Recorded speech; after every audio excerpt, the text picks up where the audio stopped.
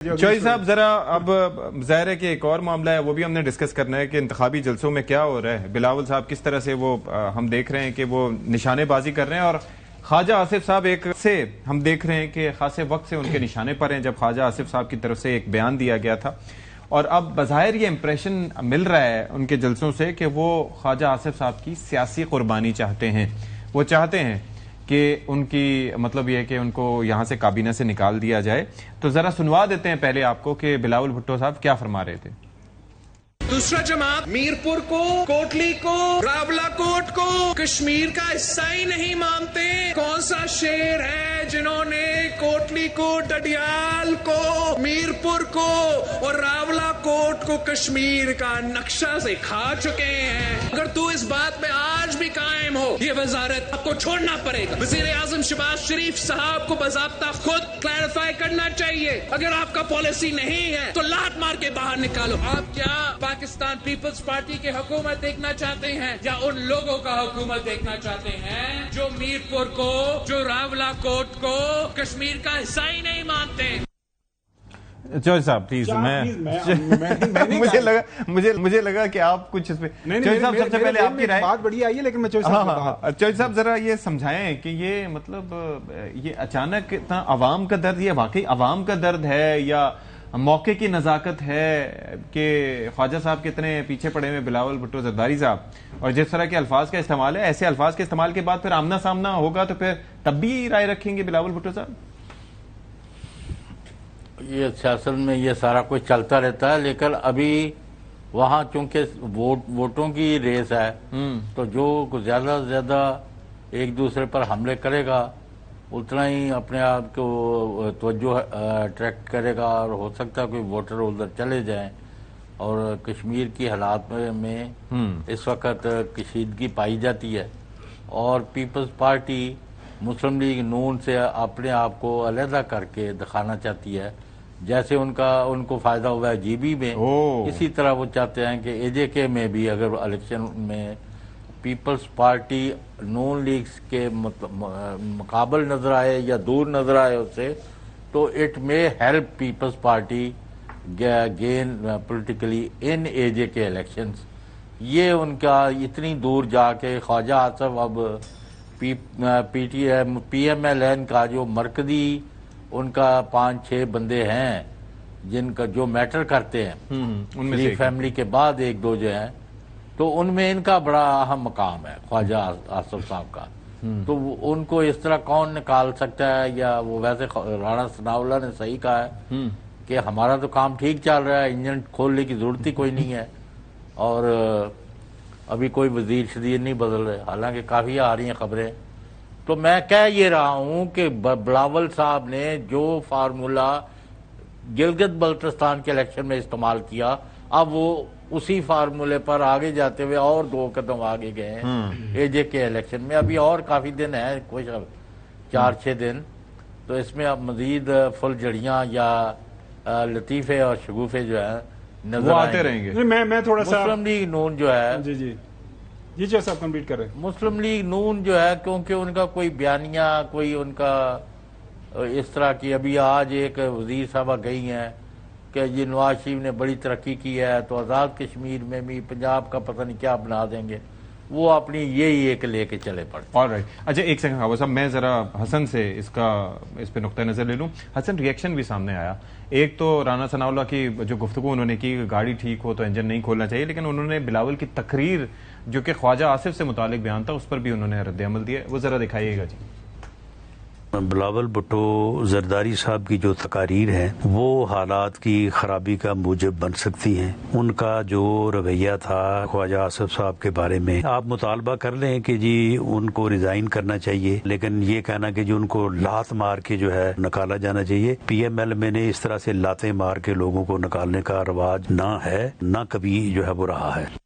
For public consumption ये बिलावल साहब ही बयान दे रहे हैं?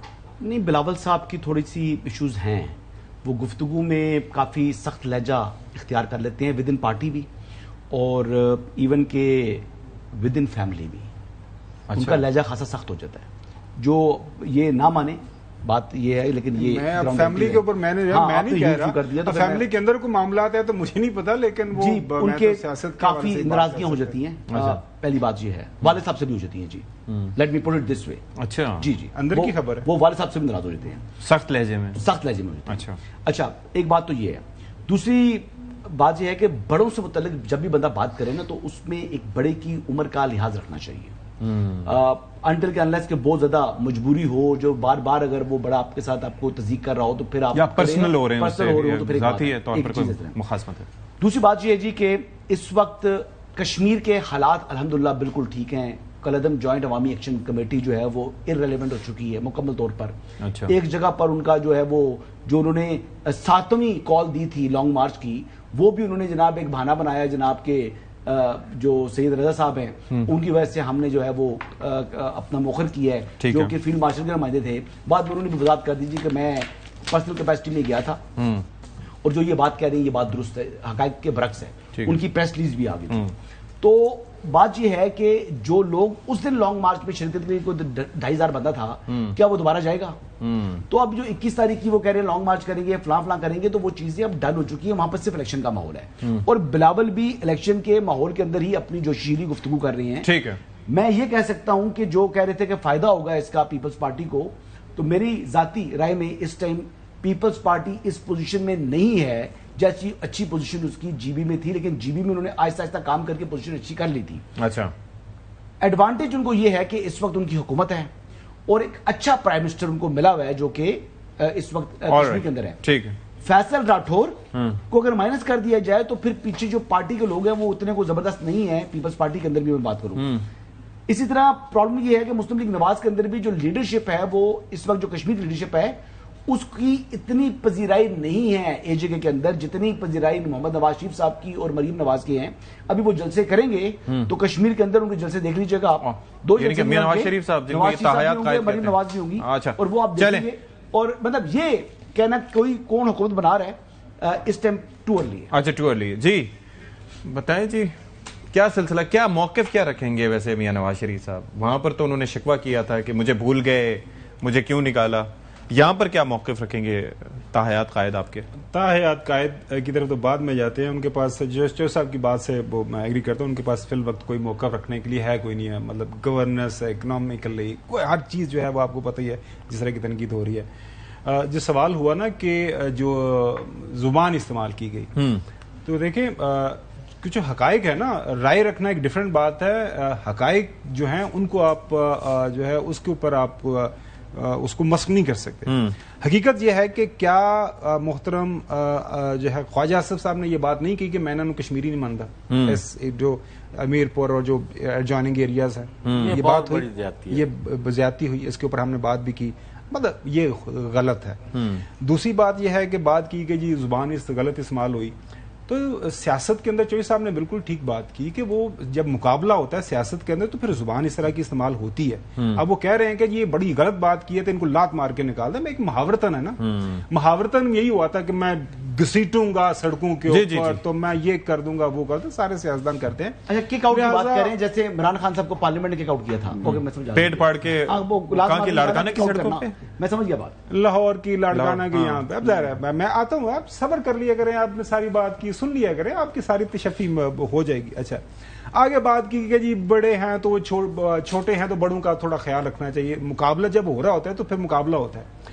وہ کل اس نے لامین یمال سے پوچھا نا کہ جی وہ میسی جس نے تمہیں باتھ ٹب کے اندر اگر ہم تصویر دکھا سکے تو میسی یمال واز کمرشل تھا, he was just a commercial نے یونیسیف کا ایک وزٹ تھا وہاں پہ, he went there, تو وہ اس نے بات, وہ پھر ہمارے سال 6 مہینے کا وہ ہے لامین یمال, تو اس کو میسی اس کو بات دے رہا ہے. تو اسے پوچھا گیا یہ جو اسپینش سپر اسٹار ہے کہ اب تمہارا مقابلہ اسی بندے سے ہو رہا ہے جس نے تمہیں بات, انہوں نے کہا جی میں اس کی عزت کرتا ہوں ایز اے سپر اسٹار, لیکن جب میں 90 منٹ کے لیے جب میں میدان کے اندر اتروں گا تو وہاں پہ پھر سخت مقابلہ ہوگا. تو بھائی سیاست ہے, سیاست کے اندر پارٹی کو چیئر کر رہے ہیں بلاول بھٹو زرداری صاحب, وہاں پہ وہ یہ تو نہیں رکھیں گے جی میرے محترم خواجہ آصف صاحب بڑے عمر کے ہیں تو میں نے ان کے ساتھ, تو وہ وہاں پہ وہ جو یہ زبان استعمال کرتے ہیں. اب معذرت کے ساتھ جو زبان رانا ثناء اللہ صاحب ماضی کے اندر کرتے رہے، آپ کو پتا ہے رانا ثناء اللہ صاحب پاکستان پیپلز پارٹی کے حصہ رہے ہیں ارلی 90s میں، آپ کو پتا ہے؟ اس کے بعد پھر جب یہ نون لیگ میں آئے تھے تو پیپلز پارٹی کے بارے میں یہی زبان جو انہوں نے استعمال کی ہوئی ہے وہ علمان الفیظ، وہ ہم ٹیلی ویژن کے اوپر دہرا ہی نہیں سکتے، چھوڑ دیں اس کو بات. اچھا آگے جو ہے بات آ جاتی ہے کہ آپ کا آخری سوال کہ تاحیات قائد کیا بیچیں گے، وہاں پہ جا کے کیا منجر ہوگا. میں بھی آپ کی طرح پوری طرح جو ہے اینکشس ہوں کہ وہ کیا جا کے بتائیں گے کہ اب، کیونکہ مریم صاحب نے کہا کہ جی میں جی بی کو لاہور بنا دوں گی، تو نے کہا جی معذرت ہم آپ کا نہیں چاہیں گے، آپ کا یہ ہمیں فارمولا پسند نہیں ہے. واللہ عالم کیا موقف ہوگا. لیکن رانا صاحب کی جو دوسری گفتگو ہے